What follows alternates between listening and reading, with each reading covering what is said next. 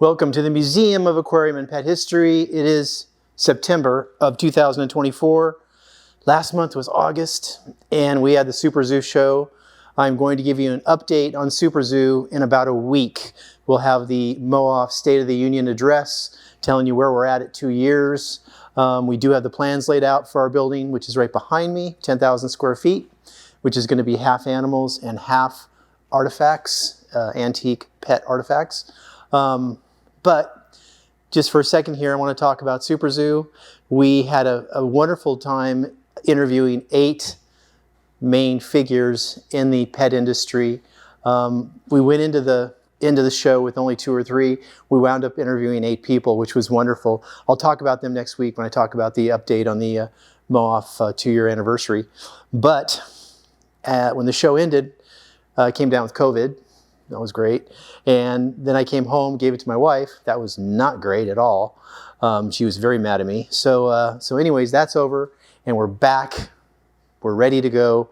And today I'm going to talk about what happens when you have an extra day in Las Vegas and you decide you want to go antiquing. So I had 1 full day that I antiqued. And the wonderful thing about antiquing anywhere is if you have the iPhone and you have the little thing here, the Google Maps, you could simply type in antiques and it tells you every antique shop that's close by. So kind of a neat little thing. So let's start off. I went into my first store, didn't find anything until I was getting ready to leave, and then I found this. I remember this from the 1960s. This is a porcelain, not a bisque, porcelain, because porcelain has a glaze on it, where bisque is unglazed. And the interesting thing about this mermaid from the 60s is that it was made in Brazil. You seldom find anything, especially aquarium ornaments, out of porcelain that are made in Brazil. And this was Brazilian. They were very common. They sold for like $4 and $5 each. This was $50, believe it or not. But they were $4 or $5 in the 1960s, and we sold lots and lots and lots of these. I wonder if Brazil made other aquarium ornaments. So if any of you guys out there have anything that says Brazil on the bottom, send me a picture. Then, of course, you know, when you go into stores, you find little things like this. And if you want to make sure it's an aquarium ornament, you got to make sure that there's bubble holes in it, and there's a place for the tubing to go, so that basically it can be an aquarium ornament. But these are actually fairly common. You find these in a lot of stores. This is made in Japan, not China. So the Japanese made these in the 60s and 70s, and they made quite a few aquarium ornaments like this. Then I got really lucky and hit a third store, and they had a little one booth out of about 100 booths. They had one booth that had some pet stuff, and they had this little American song restorer. It's a very interesting little box. It's like a little matchbox. And I took it up to the register, and the price tag was right here. And she took the price tag off, and it took off all the label that was underneath the price tag. So she wasn't mad. In fact, it was her booth. And she looks at me and she goes, "Well, that was not very smart of them to put a price tag on this thing." And she said, "I'm just going to throw it away." And I said, "Well, I'll take it." She goes, "Okay, I'll just give it to you." So she gave me this for free because the price tag took off some of the ink thing here. So anyways, I could have this restored by my artist friend, but that would cost $50, which is more than the box is worth. There also was this common box there. This is new old stock, but this is from like the 1920s, 1930s. They would print these boxes, they would send them to drugstores, and drugstores would box their own seed because they would keep seed like in bulk, and they would sell it in bulk, or they would put it in a box and put it on the shelf. Either way, this was kind of the transitionary period where the old, you know, the old type of store would not sell just in bulk. They also wanted to put things in packaging and sell it packaged, so someone can just walk in, not have to wait, grab it, and go. All right, so that's the beginning of the bird seed in a box. Then I got really, really lucky and found 2 cat food tins. This one is Purr cat food by Breast of Chicken Tuna Inc. out of San Diego. Actually, San Diego and Long Beach had a lot of tuna fisheries. There was a lot of cat food that was coming out of those areas because of the tuna that came in there. But this was the rare one. This was Dr. Ross chicken cat food. And Dr. Ross was, they had a TV commercial. They had all kinds of premiums they gave away. They had a wonderful logo that had a boar's eye on it. The owner of Dr. Ross actually raised boar's eyes. But it was a controversial company. They were eventually sold to, I can't think off the top of my head who they sold to, but it was one of the big dog food companies. It's no longer with us even. But they were controversial because they actually at one point made dog food with whale meat and also seal meat. So there is some controversy over that, and that's Dr. Ross. Okay, so then I'm in the store and I'm asking them what other stores I should visit, what kind of things we're looking for the museum.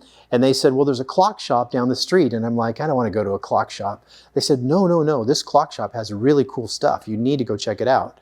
So I did go to the clock shop. And this is what I found. So a lot of these bamboo cages, and this is really like not even bamboo. This is, well, it is bamboo if you look at these little sticks here. But a lot of them say that they're from China. This doesn't look Chinese. In fact, it even says made in Indonesia. So I'm guessing this is 1960s, made in Indonesia. It had a few of the little sticks that were missing, a few of the paint that was chipped off of it. So I wound up having the guy I got him down to about $75 for the cage. And I said, look, it's going to a good cause, going to a museum. It's got breakage on it. It's got missing paint. And it's going to cost me money to fix it. And it did. It cost me $125 to have my artist fix it up, to repaint it, put the sticks back. So at the end of the day, there was $200 into the cage. But it is an interesting cage because it's got this really tall little span here.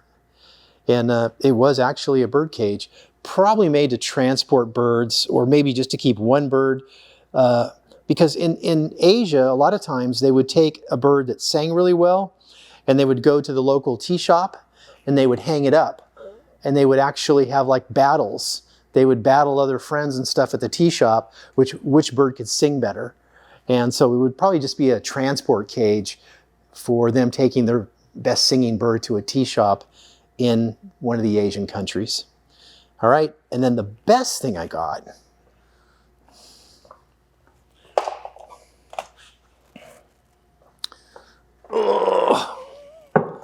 so this is made by Chicago Art Foundry. No, I'm sorry, Chicago Hardware Foundry Company under the Verona trademark.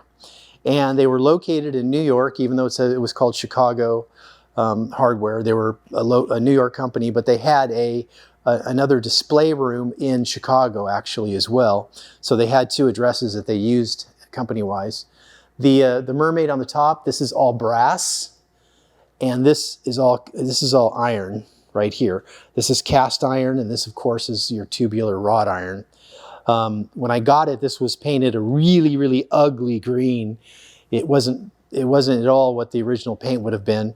So my artist friend repainted this in the kind of an antique gold look to kind of match the bronze mermaids. But this was a fishbowl stand from 1926 to 1928, and it would have held the big giant Vaseline canteen fishbowl, about 3 gallons. It says Verona patent right here, so they patented the design. It's very, very heavy. Ugh. And we've reproduced the bowls, which we have on the site, because for every 10 stands I found only maybe one with the original bowl. So most of the bowls have been cracked a long time ago and are gone. So we have bowls that are reproduced that are actually thicker than the original ones, and they're clear so you could see the fish, which is nice. But truly a beautiful, beautiful stand. I just want to see if it's marked on the bottom. Yeah, it says Verona CHF or CHE company, patent applied for. And then it's got the mark here of which casting mold that would come from.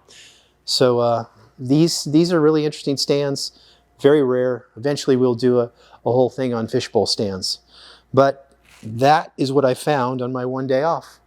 So I hope you enjoyed it, and we'll see you again next week. Have a great week.